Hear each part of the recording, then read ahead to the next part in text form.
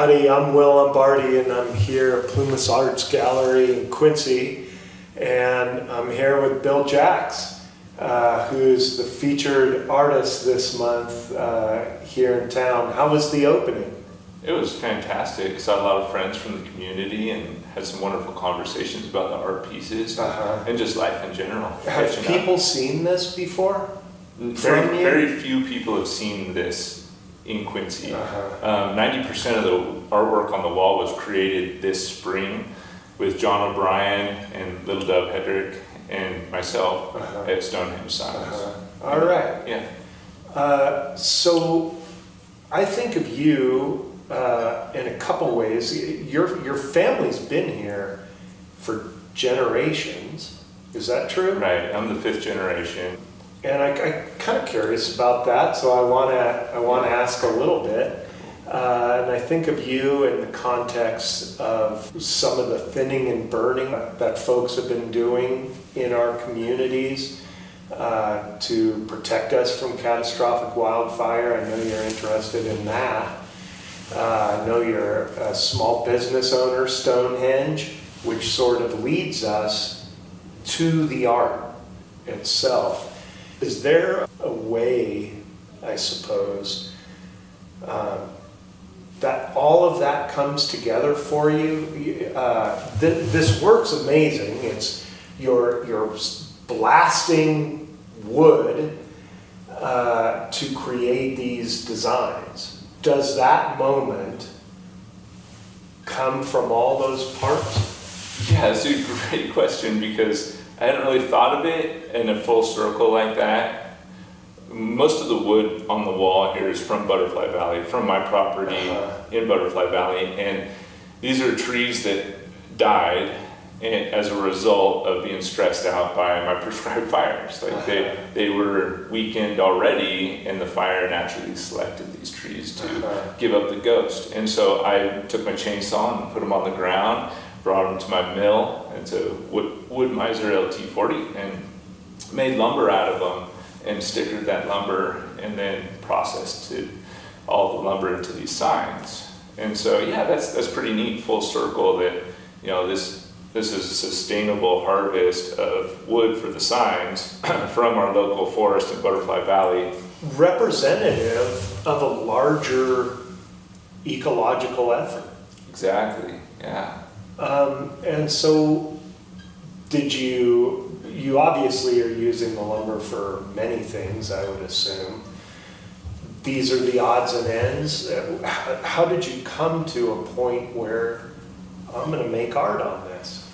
Yeah, so for Stonehenge signs, a small piece of nice lumber can be really valuable. Yeah. And so when I was cutting the trees into lumber, I made sure that I was creating planks of wood that would be appropriate for signs. I see. Not terribly cracked and, or knotty. Yeah. And then you have to pay attention to what kind of grain you're producing in the lumber. So if it's got a lot of veins in it, some of the signs you see has a lot of ribs from the xylem and phloem, and then some of them don't, and that's how the trees vesicles line up, really. So. There's so much to unpack there. So I'm thinking about thickness. I'm thinking about wood type. Is there a species that you're using? Have you found either in your sign making or in your art that you're drawn to something in particular? Or is it just here's a piece and the design is what matters? Yeah, so redwood was the original wood sign because it holds up so well to the environment, the elements, and lasts a long time. But now redwood is not that great because the growth rings on any redwood that you would buy from the lumber store is usually pretty pithy, and so it doesn't really hold up as great as it used to, and it's not sustainably harvested either. And so most of this, with the exception of the redwood, 100% of this is from Butterfly Valley, and was dead trees that recently died. And so a lot of pine, and it's got a lot of blue stain in it. And so, like this one here is a blue stain pine, but you can't tell because I put a dark oak stain on it. Same with this one's an ebony stain, so it covers up the blue stain. And there's a few in here that you can see blue stain on, just because I used a different stain to color the wood and preserve it. So it's also worth saying that all of these signs are made to actually withstand the weather quite well, so they could be outside on a barn or on the outside of a house or something like that. So I buy this piece, it's not meant necessarily for my living room wall. It's exactly. Yeah. It could be outside. And it's like an age-old formula that my mentor Rob Conover got from Walter was his name. He's the original wood sign maker that my mentor learned from. And so it's the special formula of oil, stain, spar varnish, and sign painter's paint. So I have lots of questions regarding this sort of thing, but I wonder now, based on my initial question about how it all comes together, you've said some interesting things about the local nature of the wood, of its provenance. Does the idea of local play into your work? When I say local, I mean as an idea or as a thing of meaning or a tangible thing. Does the word local or the idea of locally produced, does that resonate with you in your work? Yeah, absolutely will. With the wood signs, it's pretty obvious they come from my backyard. But then most of my business is stone signs, with Stonehenge signs. Like the stone signs is what allows me to do this. Like, I'm not paying any bills, or any mortgage with this body of work. This is really for the people and for myself, to create beauty in our world. But the stone signs are from the United States, and when you buy a stone sign, it's like buying a small piece of United States real estate. Really, you're buying a piece of the earth that's from the United States, and so very, very little of anything that I have at my shop is from China. It's one of the most authentic, 100% United States small business, ironclad. Operation. That's really interesting to think like that. I don't know your family history, but I have seen your last name. I know that the Jacks family early on was involved in like the Gopher Hill and Badger Hill mines. Is that correct?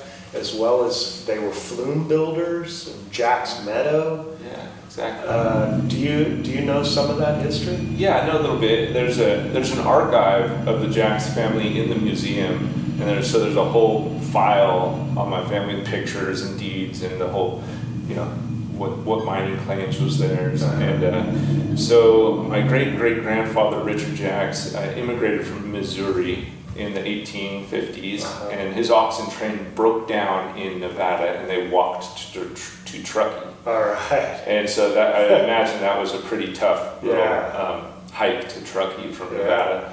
And when he got to Nevada to Truckee, there was like 5,000 plus people there, all mining, and there was too many people. So he headed north and found Quincy, and then eventually found Meadow Valley. And there was very few people there, and so he was able to homestead 300 acres there.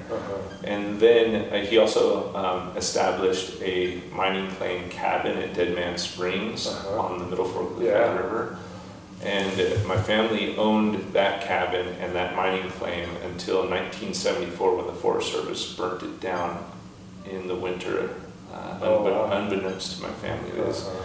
They just went down and burnt it down and sent a letter to us. We got a letter in the mail. Hey, your beautiful historic cabin that you've owned for 100 years is now burnt down due to the threat of wildfire in the wild and scenic Middle Fork of the River. I think there was a period, that was in the 80s. No, that was 1974. I think there was a period there where that was happening in the gold country. Yep. Yeah. That's rough. Yeah. So my family got here when there was widespread small fires and huge timber everywhere. And so, the stories of the timber from my family are, that's something that was passed down. There was huge timber all around Quincy, Meadow Valley, and basically the entire Plumas National Forest. And that was way before the War on Fire began. Yeah. So were you drawn then to the woods? Are you drawn to, maybe not the forest products industry, but is that how you arrive at an artistic medium that's wood versus paint on a canvas? No, not so much. It's just more of like the medium that I use for Stonehenge signs. If you were to give me a canvas, you wouldn't be very impressed with my artwork. This is, Little Dove is more of an artist than me. So Little Dove Hedrick. Yeah. And so talk to me, so you conceive of an idea, and between you, it materializes? Yeah, I'm an art director of the corporation, and I come up with an idea and I bounce it off of my friends and Little Dove and say, hey, is this something that you want to help out with? Got some money to pay you to help me out doing this. Would you like to do that? And she said, yeah, I love the Celtic thing, and she's actually has Scottish heritage herself. And so she was stoked to be doing Celtic artwork. And let me tell you, like having this artwork in my shop and in my life, like having the reflection of the art every day was such a joy. Yeah. To come into my place of work and see this body of work grow, throughout the course of a couple months, was just such a great joy to be around. So you have this deep family history here, and you're doing this this ecological burning of your own place, and I ask you about local or locale or locality, because of the medium you're working with and your history, and yet you bring it up, the Celtic influence is here. So somewhere across the globe, right, is what we see on the wood. And so is there something that drew you in that direction, as opposed to working with something you see right here, right? Like I don't see an outline of Eureka Peak, right? Right. Or Spanish Peak.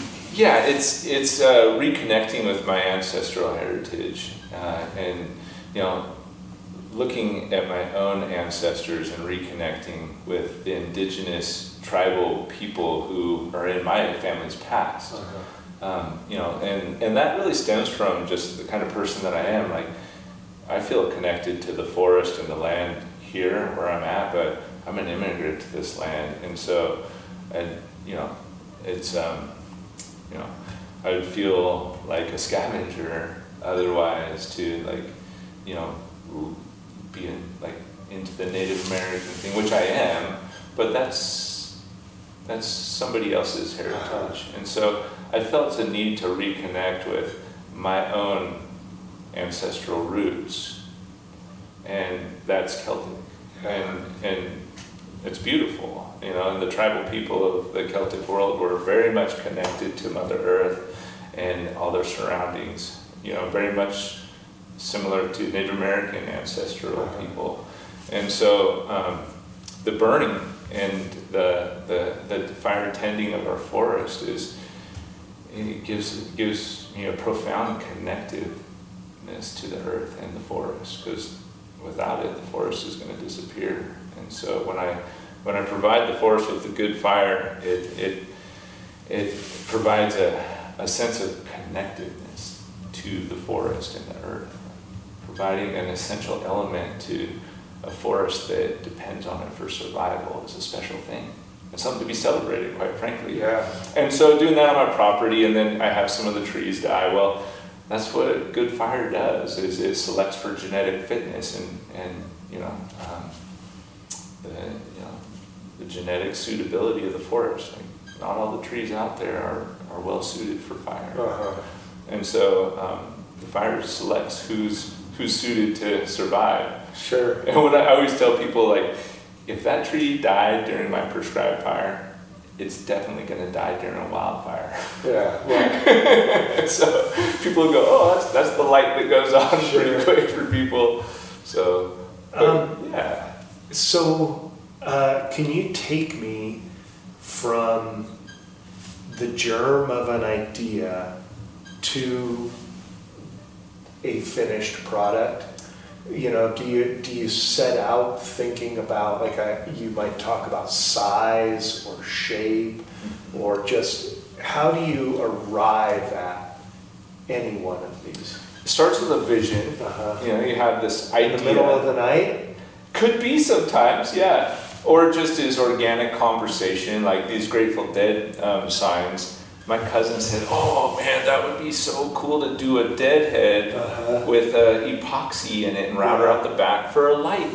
And you could light it up. I was like, brilliant, let's do that, man. And it was a lot of work. So I busted out 3 of them for like a proof of concept. So, and I did that for the Celtic stuff too.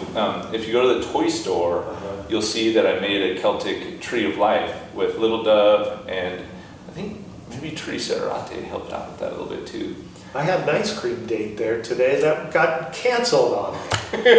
But I'll look if I go tomorrow. Yeah, so it's behind the cash register there, and that was our proof of concept for the Celtic artwork, and we were jazzed on it. It was so much fun to make, and had a deep, satisfaction. Like, look at what we made. So you or someone around you says, why don't you, or why don't I?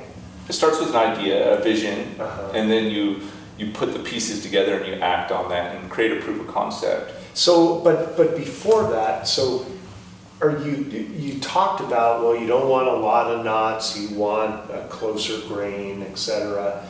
But, I would assume that the grain of a thing ultimately is dictating the finished product and what you have envisioned. So how purposeful are you in choosing the slab that you're going to work with, for example? Quite, And so you have a stack of slabs out in the yard or in the warehouse or the shop, whatever, and you say, that's the one that's going to be... That's right. And a lot of this wood that I used for the Celtic artwork was just planks that I had stickered that needed a home. They needed to disappear from my space because it was getting cluttered. Yeah. And so I was like, this is what we're doing. We're going to use all that wood and we're going to create something beautiful with it and then clean up the space so that we can use the space more efficiently. Like, one thing that I don't like is clutter and disorganization. Like, come to my shop and you'll see that everything has a place, things are clean and orderly, and that's the only way that we can do business. Like, I don't look for tools or stuff, it's right where I need it, when I need it, and that's how I'm able to be efficient and make money. Yeah. So I had to clean up my shop and get rid of wood that was stored, and I said, hey, we're going to make a body of work and we're going to go to the Celtic Festival, the KVMR Nevada City Festival. And so that was the big push. I see. That was the big push. I had this vision of the Celtic artwork, and then my friend Ray Nickel in town is a Scotsman, and he's invited me to his house and said, hey, you got a kilt? Like, if you come hang out, if you got a kilt, wear it. And so tomorrow we're going to his house at 2 o'clock for a Scottish Games. All right. The Northern Society of Scottish Clans is coming over to practice for a Scottish Games that's coming up. That's awesome. So we're going to drink scotch, and I'm going to show off some work. We're going to have a good time and wear kilts together. All right. All right. So you have the idea, you've chosen the piece of wood, then you make a stencil? Yeah. Or you draw out on, and the stencil's made of something that's impervious to being blasted. Exactly. What is it? Yeah, it's a kind of rubber. It's a kind of polymer. So yeah, there's a little bit of waste involved. And so are you using like an yes, a X-Acto razor knife, and you cut it out by hand. All this stuff is tediously cut out by hand, and then weeded. You take off the pieces that you want to blast in. Yeah.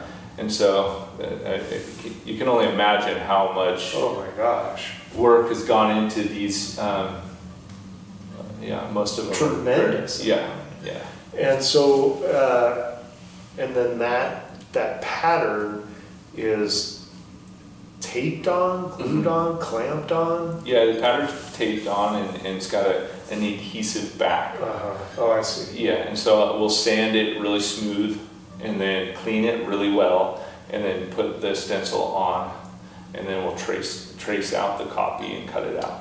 And is it the same sand? Do you blast with the same sand, generally speaking? Yeah, so there's different meshes, they call it, of sand. It's different sizes of the granule. Yeah. There's actually different quality of silica, but it's the same sand that I blast stone signs with. I see. So, yeah.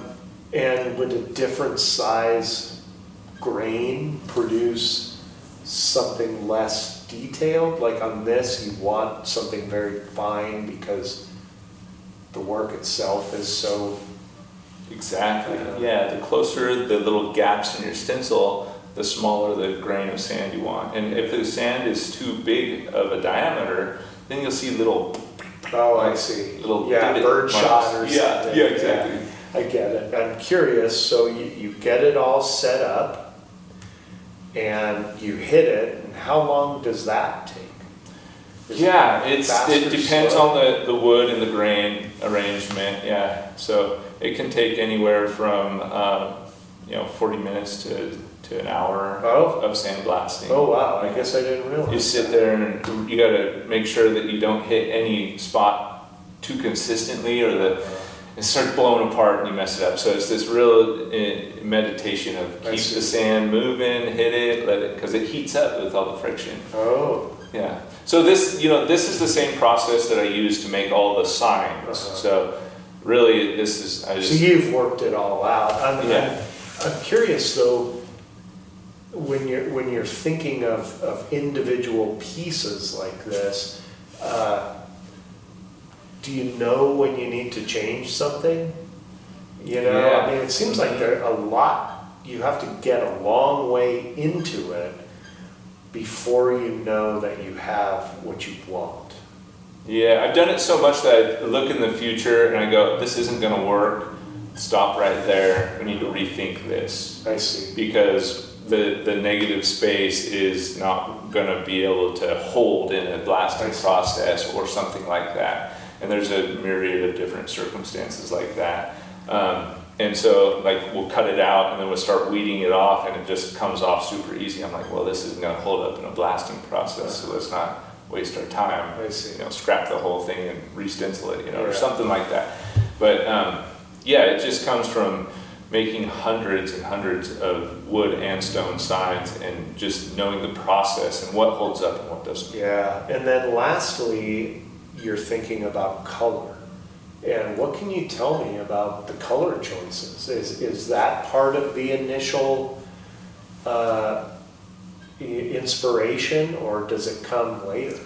Yeah, that's, I give Little Dove an idea of like what I'm thinking of, like what colors I would like to see. And then we have a bunch of sign painters paint in our paint shop. I see. And then she mixes it together, gets a bunch of pieces of plastic from the co-op or from the Safeway, like all our recycled goods that we'd normally get rid of. Like, a lot of that stuff is used for paint, for painting. Oh, So she mixes the paint together to get certain colors. oh wow. So most of the colors you see are hand mixed. There's a lot of hand mixed colors in here that are just Hand mixed from what origin? What source? it's a special sign I see. paint. I Yeah, see. and so some of it's just straight out of the can, not mixed, but mixed by hand and by eye. Yeah. Like just so you have to, if you want one color throughout the whole sign, you got to mix enough paint to do the whole thing. Sure. Or else you're mixing paint trying to match what you ran out of. Yeah. Yikes. Well, this is great, Bill. This has been fun to talk to you. Thanks. And I like the wholeness of it that gets us to these pieces. Yeah. There's a lot going on. It's pretty neat. Yeah. Awesome. Yeah, thank you, Will. Yeah, thanks for Nice talking talking with to you. us. Thank you. Awesome.